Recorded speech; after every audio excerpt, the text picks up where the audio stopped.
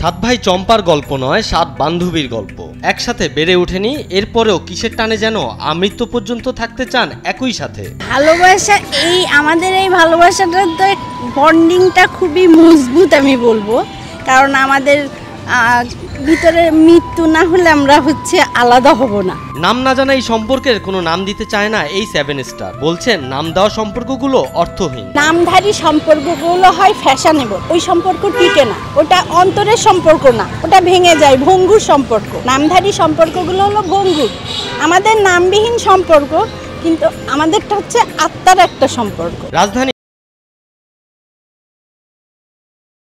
ঘরের বাজার, বাচ্চাদের স্কুল এবং চায়ের দোকানেও একসাথেই থাকেন তারা। বিগত 10 বছর তো কন্টিনিউ 10 বছর হবেই, এইভাবেই দেখছি ওদেরকে বাস্তবে। কেননা বান্ধবীরা একসাথে থাকলে একটু সব সময় আয়োজন করে খায়, একদম মনে করেন চা আড্ডা করে খায়। 7 বান্ধবীর মধ্যে এখানে উপস্থিত আছেন 5 জন, তবে তাদের প্রতিটি ছন্দে, কথায়, ভালোবাসায় জড়িয়ে আছেন বাকি 2 জনও। আরেকজন আসতেছে, ওর নাম নোয়াখালী, বাড়ি নোয়াখালী, দেখে ওকে আমরা নোয়াখালী ডাকি। আর আরেকজন যেটা, ও যে দিনাজপুর, ওর আমরা কি ডাকি এখন বলা যাবে না, ওই নামে আমরা ডাকি, ওরে বলা যাবে না। ওনারা এক একজন তাদের চরিত্রের সাথে মিল রেখে নামও রেখেছেন আলাদাভাবে। মধুর এই নামগুলোতে নাম ধরে শুধু তারাই ডাকেন। কিন্তু এমনি নাম হচ্ছে আঞ্জু, ওই নাম আমরা মনেই থাকে না, মনেই থাকে না। আই নয় খেললাই দিকে আর একটু লাগাই দিন, আমরা এভাবেই বলি ওকে।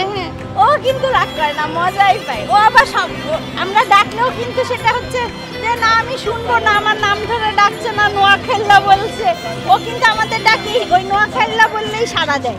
আমাদের হাজবেন্ডরাও জানে কে কাকে কি নামে ডাকে। আমার ছেলে বলে কি, আম্মু তোমাদের বান্ধবী এইসব নাম কি, নোয়াখাইল্লা, জাপান, হাসুনের একটা নাম হইলো। আমি তোর কি সমস্যা, আমরা রাখি।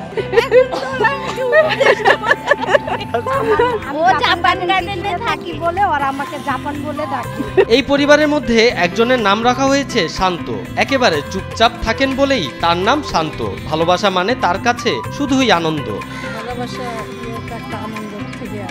ভালোবাসা সম্পর্কে জানতে চাইলে নিজের বান্ধবীদের উদ্দেশ্য করে বলেন, ভালোবেসে যারা বিয়ে করেছেন তাদের জিজ্ঞেস করুন। যারা যে ভালোবাসা বিয়ে করছে ওদের জিজ্ঞেস করে না, আমরা ভালোবাসা বিয়ে করি না। এই জন্য ভালোবাসা মানে বিয়ের পরের ভালোবাসা। এই যে ভালোবাসা বিয়ে করছে, ভালোবাসা বিয়ে করছে। বাচ্চাদের ক্লাস পার্টি অনুষ্ঠানে যেন নিজেরাও বাচ্চা হয়ে যায়। সবাই মিলে একই ধরনের জামা পরতে ভুল করেন না। একই রকম ড্রেস করব, সবার আকর্ষণ তখন আমাদের দিকে থাকবে। বলবে ক্লাস পার্টি বাচ্চাদের না মাদের। এবার আমাদের এরকম দেখে আমাদের স্কুলের প্রিন্সিপাল আমাদেরকে ডেকে নিয়ে ছবি তুলছে তার সাথে আমাদের। এই পরিবারের যদি একজন নারী অসুস্থ হয় তাহলে যেন সবার ঘর হয় একজনেরই ঘর। বলছি আমার তো জ্বর আসছে এখন, ওরা সবাই শুনছে আজকে হয়তো বিকালে আমার বাসায় সবাই যেত, কিন্তু আমরা তো এখানে চলে আসছি। মানে জ্বর থাকলে বা কোনো অসুস্থ থাকলে সবাই মনে করেন যায়, আমরা দেখি যতদিন সুস্থ নাইব ততদিন আমাকে ছাড়া বা ওরা কেউ হইলে আমরা ওদের রেখে বের হবো না। আজকে তাদের উদ্দেশ্য ছিল মজার হোটেলে সবাই নান, রুটি, চাপ আর চা খাবেন। তবে একজন অসুস্থ থাকার ফলে সবাই শুধু চা খাবেন রুটি দিয়ে। চা খাবো, চা খেতে পারবে তাই খাবে। জি, তান্দুরি রুটি খাবো। এছাড়া কিছু খাবে না কেন? আর নাহার খেতে পারবে না, সেজন্য চার রুটি খাবো, তান্দুরি রুটি, কারণ ও তো মুখে রুচি নেই, অন্যটা খেতে পারবে না জ্বরের কারণে। তো আমরা খাবো, দেখবে, সেটা খারাপ লাগবে না আমাদের। একজন খেতে পারছে না, আমরা খাচ্ছি। এই 7 স্টার নিজেদের বাসায় যখন আড্ডা দিতে বসেন হারিয়ে যান নিজেদের মাঝে। তাই তো আচার আচরণ একেবারে অবুঝদের মতো হয়ে যায়। আসলে আমরা বাচ্চা যাই, তখন আমরা আমাদের ভিতরে থাকি না, আসলেই আমরা আমাদের মধ্যে থাকি না। তখন দুষ্টামি, মারামারিও করি আমরা কিন্তু মারামারিও করি। সম্পর্কের গভীরতা বলতে গিয়ে উপদেশটা নিজের অজান্তেই দুর্বল হয়ে গেলেন। বললেন নিজের মনের কথা। কিছুদিন আগে আমার এই হাত ফুলে খুব অসুস্থ ছিল, ডাক্তার বলছে কোনো একটা ভারী জিনিস না নিতে। যখন আমি বাজারে করলে আমরা সবাই দেখা যায় অনেক কিছু হয়ে যায়। আমার বান্ধবীরা কিন্তু আমাকে কোনো কিছু বহন করতে দেয় না। বুঝতেছো মনের টানটা কোথায় আমাদের?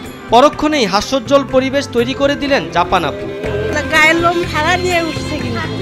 কান্নাকাটি করিস না সব সময় নিব, তুই কান্নাকাটি করিস না।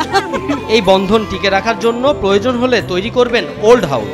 আমরা তো ভাবছি বুড়ালে একটা ওল্ড হাউস করবো, একজন বসে, কারণ ওদের তো সবার ছেলে, আমাদেরও ছেলে, ছেলেরা আমাদের সাথে না থাকে। বৃদ্ধ বয়সেও একসাথেই কাটাতে চায় এই পরিবার। একজনের অভ্যাস আরেকজনকে দেওয়াই যেন বন্ধুদের সার্থকতা।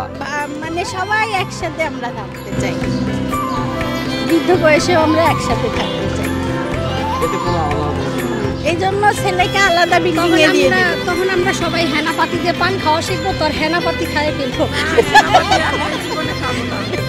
আমি কিন্তু ভাই আগে ওদের সাথে যখন আমার সম্পর্ক ছিল না, তখন কিন্তু আমি কোনদিন পান খেতাম না।